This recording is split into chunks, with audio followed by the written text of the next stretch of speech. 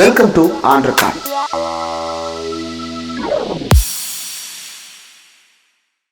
Welcome to on record. இன்றைக்கு நம்மோடு நேர்காணலுக்காக சிறப்பு விருந்தினராக நாடாளுமன்ற மாநிலங்களவை உறுப்பினர் கவிஞர் திரு சல்மா அவர்கள் இணைந்திருக்கிறார். அவரோடு பேசலாம். தோழர் வணக்கம். இனிய புனித ரமலான் தின நல்வாழ்த்துக்கள் தோழர். மிக்க நன்றி. உங்களுக்கு வணக்கம் தோழர். நன்றி தோழர். இந்த சட்டப்பேரவை தேர்தல் நெருங்கிவிட்டது. ஆனால் இப்போது வரைக்கும் திமுகவில் வேட்பாளர்கள் உறுதியாகல, கூட்டணியினுடைய இடங்கள் ஃபைனல் ஆகல. அதனால தோல்வி பயத்தில் தான் டெல்லியை கை காட்டுகிறார் ஸ்டாலின் அப்படின்னு அதிமுக தரப்பினர் தொடர்ந்து அந்த குற்றச்சாட்டை வைக்கிறாங்க. மற்ற கட்சிகளும் அதே விமர்சனத்தை முன்வைக்கிறாங்க. நீங்க இதை எப்படி பாக்குறீங்க? இப்ப அவர்களுடைய கட்சியிலும் கூட இன்னும் யாருக்கு எந்த தொகுதி, எத்தனை தொகுதி என்கிற ஒரு இறுதி இன்னும் வரல. நேற்று எடப்பாடி டெல்லிக்கே சென்று விட்டு வந்திருக்கிறார். அதாவது அவர்தான் இங்கே மாநிலத்துடைய மிகப்பெரிய கட்சி தலைவர். ஆனால் தரப்போவது 20-30 தொகுதி பாஜகவிற்கு. ஆனால் அவரை அங்கே அழைத்து ஏதோ கணக்குகளை பேசி அனுப்பியிருக்கிறார்கள் அப்படிங்கிறத பார்க்க முடிஞ்சது. இன்னைக்கு திமுகவை பொறுத்த அளவுக்கு நிறைய கட்சிகள் இது வெற்றி கூட்டணி என்று அவர்கள் தங்களை இணைத்துக் கொண்டிருக்கிறார்கள். அதனால நமக்கு நிறைய தொகுதிகளை பங்கீடு செய்வதற்கு யாருக்கு எந்த தொகுதி என்பதில் அவர்கள் கேட்கக்கூடிய தொகுதி என்று பல்வேறு விஷயங்கள் முடிவு செய்ய வேண்டிய ஒரு இடத்துல நம்ம இருக்கோம். தொடர்ந்து பாஜகவுடைய ஆட்சியில இந்த மாநிலத்தினுடைய நிதி தர மறுப்பதும், மாநிலத்தை வஞ்சிக்கக்கூடிய நிலையையும், திட்டங்களை தரக்கூடிய இடத்தில் இருந்து கொண்டு அதை மறுப்பதுமாக தமிழ்நாட்டிற்கு ஒரு மிகப்பெரிய அநீதியை இழைக்கக்கூடிய இடத்தில் பாஜக தான் இருக்காங்க. அப்போ அந்த அநீதி செய்யக்கூடியவர்களோடு இணைந்து கொண்டு எடப்பாடி அவர்கள் அந்த தேர்தலை சந்திக்க வேண்டும் என்று நினைப்பதே தமிழ்நாட்டு மக்களுக்கும் தமிழ்நாட்டுக்கும் செய்யக்கூடிய மிகப்பெரிய ஒரு துரோகமாகத்தான் நாங்க பாக்குறோம். இன்னைக்கு வெற்றிங்கிறது நிச்சயமா இருக்கு, உறுதியா இருக்கு. பல கூட்டணிகள் கட்சிகள் தாங்களே இணைத்துக் கொண்டிருக்கிறார்கள். ஆனா இவர்களை பொறுத்த அளவிற்கு பாஜகவோடு இணைந்து தங்கள் தேர்தலை எதிர்கொள்றதுங்கிறதே முதல்ல தேர்தலை எதிர்கொண்டு அந்த தோல்வியை தழுவி இன்னைக்கு மறுபடியும் அந்த மாட்டேன்னு சொல்லிட்டு திரும்பவும் இன்னைக்கு இணைந்து இருக்கக்கூடிய ஒரு சூழ்நிலை இருக்கு. அப்போ பாஜகவுடைய அநீதிகளை நம்ம சொல்லி காட்ட வேண்டிய ஒரு கட்டத்துல நாங்க இருக்கோம். அதைத்தான் நாங்கள் சொல்லிட்டு இருக்கோமே ஒழிய மற்றபடி எங்களுக்கு தோல்வி பயம் என்பது பாஜகவிட இருக்கக்கூடிய அதிமுகவுக்கு இருக்கக்கூடிய அளவுக்கு எங்கள்கிட்ட நிச்சயமாக இல்லை. பொதுவா திமுகவை நோக்கி வருகின்ற விமர்சனங்கள்ல இந்த முறை கொஞ்சம் கூடுதலாக, சில தினங்களுக்கு முன்பு மாலை முரசு ஒரு மக்கள் மேடை நிகழ்ச்சியில கலந்துகிட்டப்ப கூட அந்த கட்சியினுடைய நாடாளுமன்ற மாநிலங்களவை உறுப்பினர் இன்பதுரை அவர்கள் 4 இஸ்லாமிய கட்சிகளை கூட்டணியில் வைத்துக் கொண்டு நீங்கள் மதவாதத்தை பற்றி பேசுகிறீர்களா அப்படின்ற கேள்வி எழுப்பினாரு. எனக்கு ரொம்ப ஷாக்கிங்கா இருந்தது. ஏன்னா இஸ்லாமிய கட்சிகளோடு தமிழ்நாட்டில் திமுகவும் கூட்டணி வைத்திருக்கிறது, அதிமுகவும் கூட்டணி வைத்திருக்கிறது. ஆனா அவங்க இந்த விமர்சனத்தை எடுத்துட்டு வராங்க. இதுக்கு முன்னாடி பாஜக சொன்னாலும் அதிமுக இஸ்லாமியர்களை பிரதிநிதித்துவப்படுத்துகின்ற கட்சிகளை மதவாத கட்சி என்றும், நீங்கள் தான் மதவாதிகள் அப்படின்னும் சொல்றத எப்படி பாக்குறீங்க? அவர்கள் தங்களை பாஜகவினுடைய பிரதிநிதிகளாக அந்த கொள்கையை பிரதிபலிக்கக்கூடியவர்களாக மாறி ரொம்ப நாள் ஆயிடுச்சு அப்படின்னு நான் நினைக்கிறேன். முன்னாள் அமைச்சர் ராஜேந்திர பாலாஜியுடைய பல பேச்சுகளை நம்ம பார்த்திருக்கோம். எல்லாருக்குமே அவர்களை பொறுத்தவர்களுக்கு பாஜக மோடி எங்களுடைய டேடின்ற மாதிரியான ஒரு மனநிலையில தான் இருக்காங்க. பாஜகவோடு இணைந்து பயணிக்கும் பொழுது அவர்களுக்கு இது திருப்பரங்குன்ற விஷயமாக இருக்கட்டும், அல்லது இந்த இந்துக்களுடைய வாக்குகளை ஒட்டுமொத்தமாக பெறுவதற்கான ஒரு மனநிலைக்கு அவர்களும் வந்து விட்டார்கள் என்பதைத்தான் இந்த மோசமான பேச்சு காட்டியிருக்கு. இன்னைக்கு திராவிட முன்னேற்ற கழகத்துல இஸ்லாமிய கட்சிகள் மட்டும் இல்ல, அத்தனை கட்சிகளுமே தங்களை இணைச்சிருக்காங்க. அதற்கான காரணம் இஸ்லாமிய கட்சிகள் வந்திருக்காங்க அப்படின்னா அதற்கு மதம் சம்பந்தமான ஒரு விஷயமா நான் பார்க்கல. தங்களுக்கு பாதுகாப்பு எந்த இயக்கம் தரும், எந்த இயக்கம் ஆட்சிக்கு வந்தால் நாம் பாதுகாப்பாக நிம்மதியாக இந்த மாநிலத்தில் இருக்க முடியும் என்பதற்காகத்தான் அவர்கள் வந்திருக்கிறார்களே ஒழிய மற்றபடி அவர்கள் சொல்வது போல இது மதவாத கூட்டணி அல்ல. சமூக நீதி எங்கு இருக்கிறது அங்கே அவர்கள் தங்களை இணைத்துக் கொண்டிருக்கிறார்கள் என்றுதான் நான் நினைக்கிறேன். இஸ்லாமியர்கள் குறித்த கேள்வி என்பது தொடர்ந்து இந்தியாவில் பேசுபொருளாகவே தான் இருந்து கொண்டிருக்கிறது.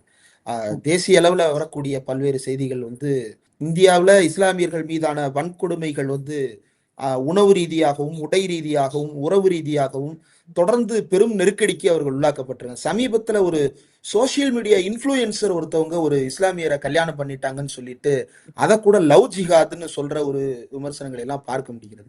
இஸ்லாமியர்களுடைய பாதுகாப்பு அப்படின்றத இந்த தேர்தலில் வலியுறுத்தி பேச வேண்டியதன் அவசியம் என்ன அப்படின்னு நீங்க நினைக்கிறீங்க? இன்னைக்கு நாம வந்து வட மாநிலங்கள்ல என்ன நடந்து கொண்டிருக்கிறது என்பதை இங்க நான் பெரிதாக எடுத்துக்கொள்வதில்லை அல்லது கவனிக்க தவறிவிட்டோம் என்றுதான் நான் நம்புகிறேன். காரணம் வந்து வட மாநிலங்களுடைய பிரதிநிதியாக பல மீடியாக்கள் பாஜகவுடைய பிரதிநிதியாக செயல்படுவதனால நமக்கு அங்கு உண்மையிலேயே எந்த மாதிரியான அடக்குமுறை நடந்து கொண்டிருக்கிறது, இஸ்லாமிய மக்களை இஸ்லாம் என்ற இஸ்லாமியர்கள் என்ற ஒரே காரணத்திற்காக அவர்களை மிகப்பெரிய அளவிற்கு துன்புறுத்தக்கூடிய, அவர்களுடைய வாழ்க்கையை மாற்றக்கூடிய, அவர்களுக்கு உயிருக்கு பாதுகாப்பற்ற ஒரு நிலையை அவர்கள் தொடர்ச்சியாக உருவாக்கி கொண்டிருக்கிறார்கள். அதை நம்ம வந்து சோசியல் மீடியாவில் வரக்கூடிய விஷயங்களாக இருக்கட்டும், அல்லது நீங்க வந்து ஒரு ஹோலி பண்டிகை கொண்டாடும் பொழுது நடக்கக்கூடிய தகராறாக இருக்கட்டும், அல்லது அவர்கள் கங்கையின் மீது படகில் பயணிக்கும் பொழுது இஃப்தார் நோன்பை துறந்தது கூட மிகப்பெரிய ஒரு குற்றம். இப்படித்தான் இன்றைக்கு வட மாநிலங்களில் மிகப்பெரிய அளவிற்கு இஸ்லாமியர்களுக்கு எதிரான வன்முறை, இஸ்லாமுக்கு எதிரான ஒரு மிகப்பெரிய ஒரு வெறுப்பு பரவி இருக்கிறது. அதைத்தான், அதாவது பெரிய மீடியாக்கள் அதை பத்தி யாரும் பேசுறது இல்லையே தவிர, சிறிய மீடியாக்கள் அல்லது சமூக நல ஆர்வலர்கள் அல்லது ஆக்டிவிஸ்ட் எல்லாருமே அதை பத்தி தொடர்ச்சியாக பேசிக்கிட்டு இருக்கோம். ஒரு மோசமான ஒரு கட்டமைப்பை, வெறுப்பை அவர்கள் உருவாக்கி விட்டார்கள். ஒன்றும் இல்லை, சமீபத்தில் வந்து அமீர் என்ற ஒரு பையன் ஹரியானாவில் மாடு கடத்தினான் என்ற ஒரே ஒரு காரணத்தை சொல்லி அவனை பஜ்ரங் தள் பிடிச்சு மாடெல்லாம் அவன் கடத்திட்டு போல. அவனோட யாரையும் இஸ்லாமியர்களை பிடிக்கலன்னா கொள்ள வேண்டியதானே. அதுக்கு மேல இங்க கேள்வி காப்பாடோ அல்லது எஃப்ஐஆர் பதிவு செய்யறதோ அப்படி எதுவுமே நடக்கிறது இல்லை. நீங்க ஒரே ஒரு விஷயம்தான், அந்த பையனை பிடிச்சாங்க, நெத்தியில சுட்டாங்க, கொண்டுட்டாங்க, 28 வயசு. அதே அடுத்த நாளில் அந்த ஹோலி பண்டிகை கொண்டாடும் பொழுது டெல்லி உத்தம் நகரில் மிகப்பெரிய ஒரு கலவரம் வந்து இயல்பாக 2 தரப்புக்கும் உருவாகுது. பெண்கள், இஸ்லாமிய பெண்கள் மீது ஹோலி பண்டிகை கொண்டாட்டத்தின் போது அந்த நீரை கொட்டி அவர்களை வம்பிழித்திருப்பார்கள் போல் இருக்கிறது. அந்த கலவரத்தில் ஒரு இந்து பையன் இறந்து விட்டார். அதற்கு பிறகு மிகப்பெரிய ஒரு பிரச்சனையாகி மாறிடுச்சு. இன்னும் சொல்ல வேண்டும் என்றால், அந்த ஒரே நாளில் நடந்த சம்பவம் தான் அந்த குடும்பத்தினுடைய தாயாரை அழைத்து பாஜகவுடைய முதலமைச்சர் டெல்லியில் கட்டி அணைத்து ஆறுதல் அவருடைய ஆபீஸ்ல வச்சு சொல்றாங்க. ஆனா அதே மாதிரி உயிரிழந்த ஒரு பையன் அமீர், அவனுடைய பெற்றோரை போய் பார்ப்பதற்கு எந்த அரசும் தயாராக இல்லை. 2 பேர் உயிரிழந்திருக்காங்க. 2மே மதம் சார்ந்த ஒரு விஷயத்துலதான் போயிருக்கு. ஆனா தற்செயலாக ஒரு கலவரத்தில் நடந்தது, யார் யாரை அடித்துக் கொண்டார்கள் என்பது தெரியல. ஆனால் திட்டமிட்டு பஜ்ரங் தள் ஆட்கள் பிடித்து நெற்றியில் சுட்டு கொலை செய்யும் பொழுது அதற்கு இதுவரைக்கும் யாரிடமிருந்தும் எந்த விதமான இரங்கலும் கிடையாது. இப்படி ஒரு வெறுப்பை பரப்பி அவங்களுடைய ஆட்சியை இன்றைக்கு நடத்தி கொண்டிருக்கிறார்கள். அஸ்ஸாம் முதலமைச்சர் மிகப்பெரிய அளவிற்கு மோசமான நிலையில் வந்து இஸ்லாமியர்களுக்கு எதிரான பேச்சை அவர் தொடர்ச்சியாக மேடையில் பேசி வருகிறார். ஒரு ரைபிள் துப்பாக்கியை சுடுவதற்கான ஏதோ ஒரு நிகழ்ச்சியில் குறிபார்த்து சுடுவதற்கான ஒரு இடத்தில் இஸ்லாமியர் ஒருவருடைய புகைப்படம் வைத்து அதை சுட்டு அவர் பார்க்கும்படியான ஒரு நிகழ்ச்சியை அவர்கள் ஒருங்கிணைத்திருந்தார்கள். சோசியல் மீடியாவில் மிகப்பெரிய ஒரு எதிர்ப்பு கிளம்பிய பொழுது அவர் இல்லை, வேற விஷயத்த நாம பண்ணுவோம்னு சொல்லி அதுக்கப்புறம் அந்த புகைப்படத்தை மாற்றினார்கள் என்பதை நம்ம பார்த்தோம். இப்படி ஒரு வெறுப்பு நீங்க நினைக்கிறது மாதிரி இல்ல, மிகப்பெரிய அளவிற்கு வெறுப்பு அங்கே பரப்பப்பட்டு விட்டது. இதை களைவதற்கு பல நூற்றாண்டுகள் நாம் கடந்து செல்ல வேண்டும் என்று நம்ம நம்ப வேண்டிய நிலைக்கு ஆளாக்கப்பட்டிருக்கிறோம். அதைத்தான் முக்கியமான எழுத்தாளர்கள் பலரும் சொல்லிட்டு இருக்காங்க. இந்த வெறுப்பிலிருந்து நாம் எப்படி மேலெழுந்து வரப்போகிறோம், இந்த நாடு எப்படி மேலெழுந்து வரப்போகிறது என்கிற கவலை அத்தனை பேருக்குமே இருக்கிறது. இது ரொம்ப முக்கியமான கன்சர்னிங்கான விஷயம் நீங்க சொன்னது, இஸ்லாமியர்கள் மீதான வெறுப்பை தொடர்ந்து விதைப்பது அப்படின்றது. ஆனா ஒரு பக்கம் தமிழ்நாட்டு அரசியல்ல இப்ப சீமான் ஒரு பக்கம் என்ன சொல்றாருன்னா, சிறுபான்மையினர்னு சொல்லக்கூடாது, அவங்களையும் நாங்க வந்து சக மனிதர்களா பாக்குறோம், சிறுபான்மையினர்னு சொல்லக்கூடாதுன்னு ஒரு பக்கம் சொல்றாரு. இன்னொரு பக்கம் நடிகர் விஜய், நாங்கள் தான் சிறுபான்மையினரின் பாதுகாவலர்கள், திமுக வந்து சிறுபான்மையினரை ஏமாற்றுகிறது, வாக்குகளுக்காக அவர்களை வந்து ஏமாற்றுகிறது அப்படின்ற விஷயங்களை இந்த 2 தரப்பு முன்வைக்கிறாங்க. சிறுபான்மையினர்னு சொல்லக்கூடாது, சிறுபான்மையினர் ஆகிய இஸ்லாமியருக்கு திமுக ஒன்றும் செய்யல. இந்த 2 விமர்சனத்தை எப்படி பாக்குறீங்க? இல்ல, சிறுபான்மையினரா தான் நம்ம பார்க்கணும். ஏன் வந்து நம்ம தலித்துகள் என்று நம்ம வந்து சில சட்டங்களை கொண்டு வருவதற்காக நம்ம அடையாளப்படுத்துறோம். மற்றபடி அவர்களை வந்து பிரித்து பார்ப்பதற்காக அதல்ல. பள்ளிகள்லயோ அல்லது கல்லூரிகள்லயோ ஏன் ஜாதி சான்றிதழ் கேட்கிறார்கள் என்றால், நிச்சயமாக அதன் வழியாக நீங்க இஸ்லாமியர்களுக்கும் நீங்க எந்த பிரிவை சேர்ந்தவர்கள் என்ற ஒரு கேள்வி வரும் பொழுது அவர்களுக்கு அரசினுடைய திட்டங்கள் போய் சேர வேண்டும் என்பதற்காக ஒரு குறிப்பிட்ட காலத்திற்கு இது போன்ற தேவைகளின் அடிப்படையில் அவர்களுடைய வாழ்க்கையை, கல்வியை தந்து, வேலை வாய்ப்பை தந்து மாற்ற வேண்டும் என்பதற்காகத்தான் நாம் அதை செய்து கொண்டிருக்கிறோம். சிறுபான்மையினர் என்று நாங்கள் ஏன் அடையாளப்படுத்தப்படுகிறோம் என்றால் அவர்களுக்கான தேவையான அரசு திட்டங்கள் போய் சேர வேண்டும். இப்போ நீங்க திராவிட முன்னேற்ற கழகத்தை பொறுத்த அளவிற்கு 3.5% இடஒதுக்கீடு கலைஞர் அவர்கள் தந்தார்கள். கல்வியிலும் வேலை வாய்ப்பிலும் மிகப்பெரிய அளவிற்கு இஸ்லாமியர்களுக்கான வேலை வாய்ப்புகள் அதில் தான் உருவாக்கப்பட்டது. தொடர்ச்சியாக இஸ்லாமியர்களுக்கு மீலாது நபிக்கு விடுமுறை நாளாக அறிவித்ததும் கலைஞர் அவர்கள்தான். உலமாக்கல் நலவாரியம் அமைத்ததும் அவர்தான். உலமாக்களுக்கான அவர்களுக்கான உதவித்தொகை, ஓய்வு தொகையையும் அவர் 3000 தந்தார். அப்புறம் 5000 உயர்த்தி நம்முடைய முதலமைச்சர் அவர்கள் தந்தார்கள். நான் பெரிய லிஸ்டே இருக்கு. நான் அதை ஒரு பேருக்கு 2-3 சொல்றேன். ஆனால் நமக்கு தேவையான விஷயங்களை செய்வதற்காக ஒரு அரசு இருக்குது என்றால் அது திமுக மட்டும்தான். அதை யாராலும் மறுக்க முடியாது. அதாவது சீமானை போன்றவர்களுக்கு என்னவென்றால் அவர்களுடைய நம்பிக்கை, இஸ்லாமியர்களுடைய நம்பிக்கையும் அவர்களுடைய பிணைப்பும் திமுகவோடு இருக்கிறது என்பதை தாங்க முடியவில்லை. அதனாலதான் ஒன்னும் செய்யலை அப்படின்னு சொல்றாங்க. அதே போல அவர்களை இல்ல நீங்களும் எங்களோட சக மனிதர்கள், நாங்க அந்த திராவிட மாடல் ஆட்சிங்கிறதே அனைவருக்குமான ஒரு ஆட்சி அப்படின்னு தான் நம்ம சொல்றோம். அனைவருக்கும் சமத்துவத்தை போதிக்கக்கூடிய, எல்லாருக்கும் எல்லாமும் கிடைக்க வேண்டும் என்கிற மனநிலையோடும் செயல் திட்டங்களை வகுத்துத்தான் முதலமைச்சர் அவர்கள் தொடர்ச்சியாக செயல்படுத்தி கொண்டிருக்கிறார்கள். திமுகவுடைய ஆட்சியில் அப்படித்தான் அத்தனை திட்டங்களுமே அனைவருக்குமானதாக மாற்றப்பட்டு கொண்டிருக்கிறது. சமீபத்தில் பாஜக அரசு அப்துல் கலாம் ஆசாத் பெயரால் அந்த காலத்தில், அதாவது காங்கிரஸ் காலத்தில் கொண்டு வந்த கல்வி உதவித்தொகையை நிறுத்தியிருக்காங்க. அது சில 3-4 ஆண்டுகளாக அது நிறுத்தப்பட்டு விட்டது.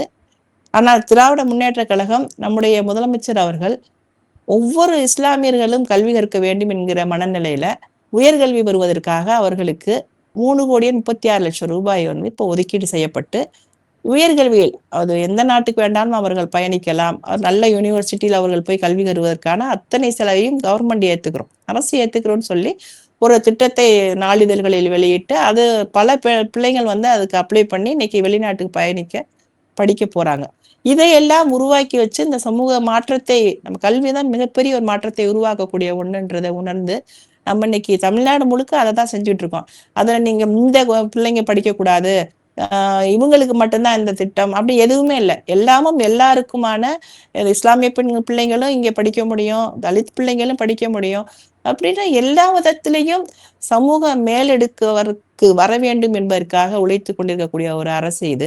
விஜய் போன்றவர்களுக்கு இத்தனை ஆண்டு காலமாக இந்த இஸ்லாமிய சமூகத்தை பற்றி ஏதாவது சிந்தனை இருந்திருக்கிறதா, அல்லது இவர்களுக்கு எதிராக தாக்குதல்கள் நடக்கும் பொழுதோ அல்லது மிகப்பெரிய சிஐஏ போராட்டம் நடக்கும் பொழுதோ அவர் எங்காவது நின்று இருக்கிறாரா எப்படின்ற கேள்வி எல்லாம் கேட்டா ஒண்ணுமே கிடையாது. சமூகம் சார்ந்த ஒரு அக்கறை இல்லாத, ஒரு துளி அளவு கூட சிந்திக்க தெரியாத மனிதர்களாக ஒரு தலைவர்கள் இருப்பது என்பது நிச்சயமாக மிக அபாயகரமான ஒரு விஷயமா நான் பாக்குறேன்.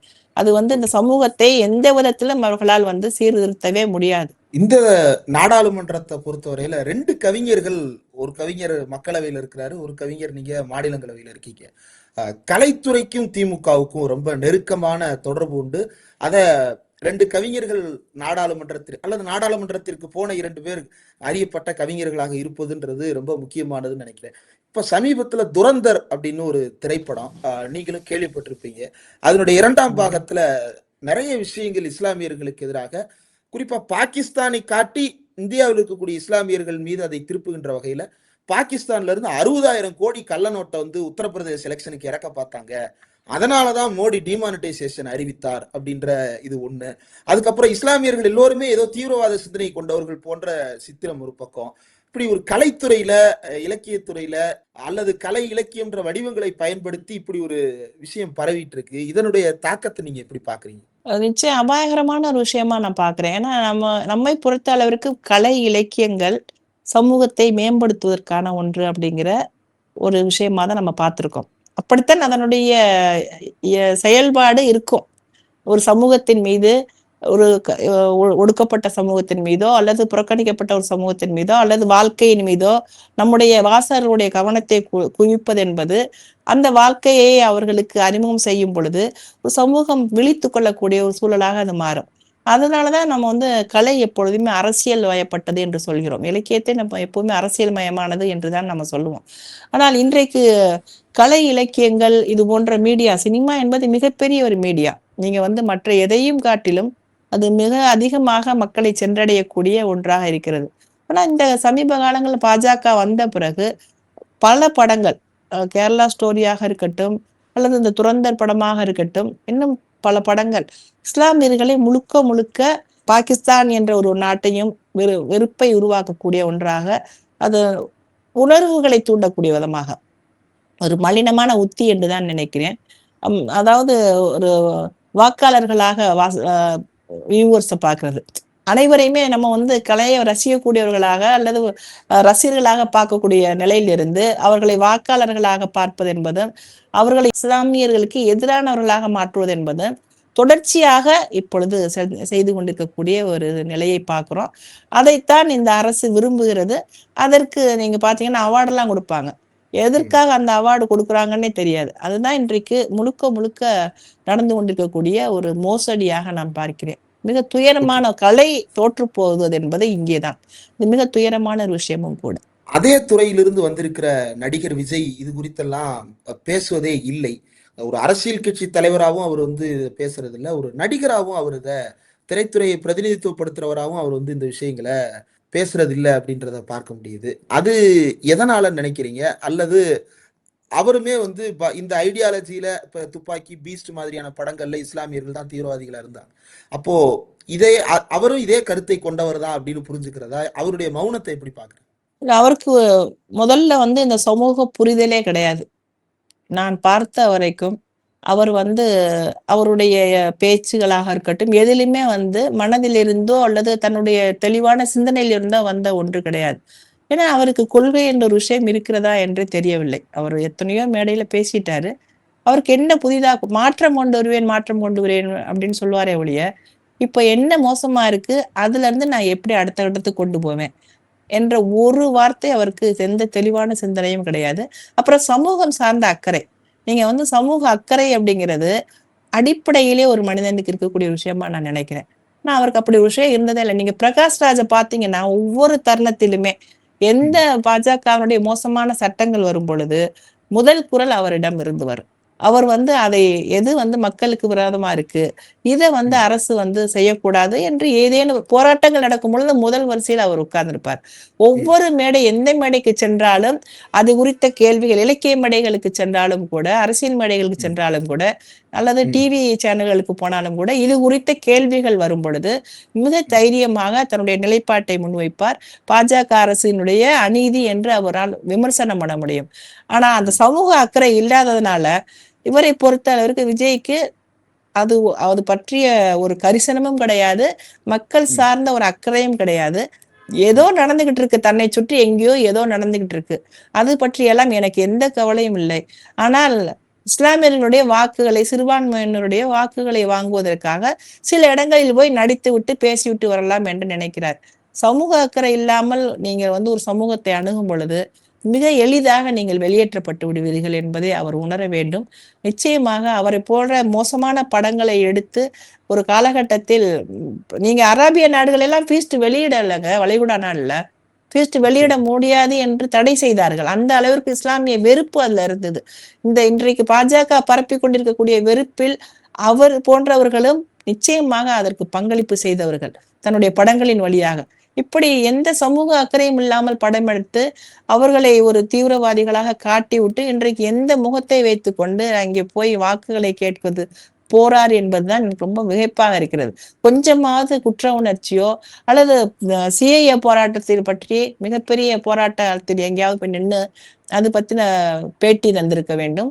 அல்லது ட்ரிபிள் தலாக் இஷ்யூல இந்தியாவுல பல மாநிலங்கள்ல போராட்டங்கள் நடந்தது. எதிர்கட்சிகள் ஒவ்வொரு கட்சி தலைவருமே தங்களுடைய குரலை உயர்த்தினார்கள். எங்கெங்கெல்லாம் இஸ்லாமியர்கள் அடித்து கொலை செய்யப்படுகிறார்கள், எவ்வளவு விஷயங்கள் நடந்துகிட்டே இருக்கு. அப்போலாம் வந்து இந்த சிறுபான்மையின சமூகம் பாதிக்கப்படுது, அவர்களுடைய உயிர்கள் இப்படி பறிக்கப்படுகின்றன. இன்றைக்கு நான் பைலபிள்ல வந்துட்டு 14 பேர் இன்னைக்கு ஈத் கொண்டாட முடியாம கங்கையில உட்கார்ந்துருக்காங்க. கங்கையில போய் ஜெயில உட்கார்ந்துருக்காங்க. கங்கையில இஃப்தார் கொண்டாடினாங்க படகுல போறப்போ அப்படின்னு சொல்லி. ஓ இப்படி எவ்வளவு துயரமான சம்பவங்கள் இஸ்லாமியர்களுக்கு எதிராக, சிறுபான்மை சமூகத்துக்கு ஏன் கிறிஸ்துமஸ் கொண்டாட முடியாமல், கிறிஸ்துமஸ் கொண்டாட முடியாத அளவுக்கு வட மாநிலங்களில் அவர்களுடைய சர்ச்செல்லாம் இடிக்கப்பட்டது, மிகப்பெரிய வன்முறை வெடித்ததை பார்த்தோம். எதற்குமே நீங்க வாய் திறக்க மாட்டேன் என்று சொல்லிவிட்டு, எந்த சமூக பொறுப்பும் இல்லாமல் நீங்க வந்து ஒரு இடத்துல வந்து இப்போ நான் ஒரு முதலமைச்சர் ஆவேன் என்று சொன்னால், நாளைக்கு நீங்க எதை பற்றி பேசுவீங்க, எந்த இடத்துல நிற்பீங்க, யாருக்காக நிற்பீர்கள் என்பதை நாம கேள்வியாக எழுப்ப வேண்டியிருக்குது. மிகப்பெரிய ஒரு அபாயகரமான ஒரு விஷயம் அவர் வந்திருப்பதுதான் இந்த தமிழ் சூழலுக்கு. இந்த தேர்தல்ல எல்லா எதிர்க்கட்சிகளுமே பெண்களுடைய பாதுகாப்பு அப்படின்றதான் பிரதானமான பேசுபொருளா வச்சிருக்கிறாங்க. சமீபத்துல அதிமுகவினுடைய ஆர்ப்பாட்டத்தை எல்லாம் பார்த்தோம். சி வி சண்முகம், திண்டுக்கல் சீனிவாசன் போன்றவர்கள் ரொம்ப கொச்சையான மொழியில பேசி இருந்தாங்க. இந்த பெண்கள் பாதுகாப்பு அப்படின்றத நீங்க எப்படி பாக்குறீங்க? இந்த 5 ஆண்டுகள்ல உங்களுடைய வாழ்க்கையே வந்து திரைப்படம் ஆகி இருக்கிறது. இது குறித்து வந்து அதிலும் பேசப்பட்டிருக்கிறது. இன்றைக்கு தமிழ்நாட்டுல பெண்களுடைய நிலை, அதை நீங்க எப்படி பாக்குறீங்க? உண்மையிலேயே எதிர்க்கட்சிகள் சொல்லுவதுல குறைந்தபட்ச அர்த்தம் இருக்கிறதா? அதை எப்படி பாக்குறீங்க? நிச்சயமாக அவர்கள் வந்து அவதூறு பரப்ப வேண்டும் என்று சொல்கிறார்களே ஒழிய, அவர்கள் சொல்வது போல தமிழ்நாட்டில் வந்து எந்த விதமான மோசமான நிலையும் இல்லை. நீங்க இதே வட மாநிலங்களையோ டெல்லியிலேயோ 7 மணிக்கு பிறகு பெண்களால வெளியில செல்லவே முடியாது. ஏன்னா அந்த அளவிற்கு மோசமாக பெண்கள் மீது வன்முறை செலுத்தக்கூடிய ஒரு இடம் என்றால் அதுதான். அந்த மாநிலங்கள் தான், அந்த பகுதிகள் தான். இன்னைக்கு தமிழ்நாட்டுல வந்து ஒட்டுமொத்தமாக பார்த்தோம் அப்படின்னா, பெண்களுக்கான வளர்ச்சி திட்டங்கள் நிறைய செய்திருக்கோம். பெண்கள் தங்களுடைய வாழ்க்கையை மாற்றிக் கொண்டிருக்கிறார்கள். கல்வியாக இருக்கட்டும், வேலையாக இருக்கட்டும். தொழிலாளர்கள் அதிகம் இருக்கக்கூடிய பெண் தொழிலாளர்கள் தொழிற்சாலைகளில் அதிகமாக வேலை செய்யக்கூடிய ஒரு மாநிலம் என்றால் அது தமிழ்நாடு தான். அதை எல்லாவற்றையும் நாம எப்படி உருவாக்கியிருக்கோம்? இவ்வளவு பேர் எப்படி எந்த நம்பிக்கையில வீட்டை விட்டு வெளியில போறாங்க? இவ்வளவு பேர் எப்படி போக முடியும் பாதுகாப்பு இல்லைன்னா? போயிட்டு காலையில போயிட்டு ஈவினிங் வர்றாங்கன்னா வீட்டுல எப்படி நம்பி அனுப்புறாங்க? இப்படிப்பட்ட கேள்விகளை எழுப்பி பார்த்தோம் என்றால், ஒரு பாதுகாப்பான சூழல் இருப்பதனால்தான் பெண்களை நம்பி குடும்பங்கள் வெளியில அனுப்புறாங்க. பெண்கள் வேலைக்கு போயிட்டு நிம்மதியா வீட்டுக்கு திரும்ப முடியுது. இந்த 1-2 சம்பவங்கள் என்பது எப்போதுமே நடக்கக்கூடிய ஒன்றுதான். உலகம் முழுக்க நடக்கக்கூடிய ஒன்றுதான். அது இல்லாம ஏன்னா ஒட்டுமொத்தமாக நீங்க இந்த சம்பவம் இப்போ ஒரு சம்பவம் நடந்ததுன்னா, பெண்களுக்கு ஆதரவாக பேசுகிறோம், போராட்டம் நடத்துறோம்னு சொல்லிட்டு பொள்ளாச்சியில் மிகப்பெரிய பெண்களுக்கு எதிரான குற்றங்கள் நடந்தது. 250 பெண்களுக்கு மேல் பாதிக்கப்பட்டார்கள். அவர்களை காப்பாற்றுவதற்காக முழுக்க முயற்சி செய்த எடப்பாடி அரசு, அதிமுகவுடைய கட்சியில் இருந்தவர்கள் செய்த அது மிகப்பெரிய ஒரு குற்றம். திமுக ஆட்சி வந்ததுக்கு பிறகுதான் அவர்கள் மீதான அந்த தண்டனை உறுதி செய்யப்பட்டது. அப்படிப்பட்ட ஒரு நிலையில தான் நீங்க வந்து பெண்களுக்கு ஆதரவாக போராட்டம் நடத்துறேன்னு சொல்றீங்க. பெண்களுக்கு எதிராக குற்றம் இழைத்தவர்களை பாதுகாத்த நீங்க போராட்டம் நடத்த போறீங்க. நடத்தும் பொழுது எப்படி நீங்க பேசணும்னா, பெண்களுக்கு பாதுகாப்பு வேண்டும், பெண்களை நாங்க சமமா நடத்தணும், அப்படி பேச வேண்டிய இடத்துல இருந்துகிட்டு, இந்த அரசு வந்து நடிகையெல்லாம் கூப்பிட்டு கேட்டா நாங்க ஏற்பாடு பண்ணி கொடுக்குமா என்று ஒரு அமைச்சர் பேசுகிறார். பெரிய பொறுப்புல இருக்கக்கூடிய ஒரு எம்பி, முன்னாள் அமைச்சர், எம்பி இப்போ இவங்கெல்லாம் பேசுறாங்க அப்படின்னா, எந்த அளவிற்கு அவர்கள் மூளையில வந்து ஒரு அடிமைத்தனம், பெண்களுக்கு எதிரான வெறுப்பும், பெண்களுக்கு எதிரான வந்து ஒரு மோசமான ஒரு நினைவும் இருக்கு அப்படிங்கிறத நம்மால பாத்துக்கிற முடியுது. பெண்களுக்கு ஆதரவாக நடத்தக்கூடிய போராட்டமே பெண்களுக்கு எதிரான வார்த்தைகள் வெளிப்படக்கூடிய ஒன்றாக இருக்கிறது என்றால், நிச்சயமாக இப்படிப்பட்ட ஒரு மோசமான ஒரு மனநிலை தான் இந்த சமூகத்தில் இருக்கக்கூடிய இடத்துல பெண்களுக்கு எதிரான குற்றங்கள் நடக்கத்தான் செய்யும். ஆனால் அந்த குற்றங்கள் நடப்பது அவர்கள் சொல்ற அளவுக்கு இங்க கிடையாது. இங்கே மிகப்பெரிய அளவிற்கு பெண்களுக்கான வளர்ச்சி திட்டங்கள், பெண்களுக்கான பாதுகாப்பு, தோழி விடுதிகள் என்று வேலைக்கு செல்லக்கூடிய பெண்கள் அல்லது கல்வி பெறக்கூடிய பெண்களுக்கான அரசினுடைய அத்தனை பாதுகாப்பும் இங்கே எடுத்துக்கிட்டு இருக்கு. வேண்டுமென்றே அவர்கள் பழி சுமத்துவதற்காக, ஏதாவது இந்த அரசை குறை சொல்ல வேண்டும் என்பதற்காக இப்படிப்பட்ட போராட்டங்களை நடத்த முயற்சி செய்கிறார்களே ஒழிய, அதில் அவர்கள் நடத்தும் பொழுதே தோல்வியுற்று விடுகிறார்கள் என்பதுதான் நம்ம பார்க்க முடியுது. நிறைய விஷயங்கள் பகிர்ந்துட்டீங்க தொடர். உங்களுடைய ரம்ஜான் நேரத்துல வீடே கொண்டாட்டமாக இருக்கும். நிறைய பேர் வந்துட்டு போவாங்க. அதுக்கு நடுவுலையும் நேரம் ஒதுக்கி இந்த நேர்காணல் தந்ததற்கு மிக்க நன்றி தொடர். மிக்க நன்றி.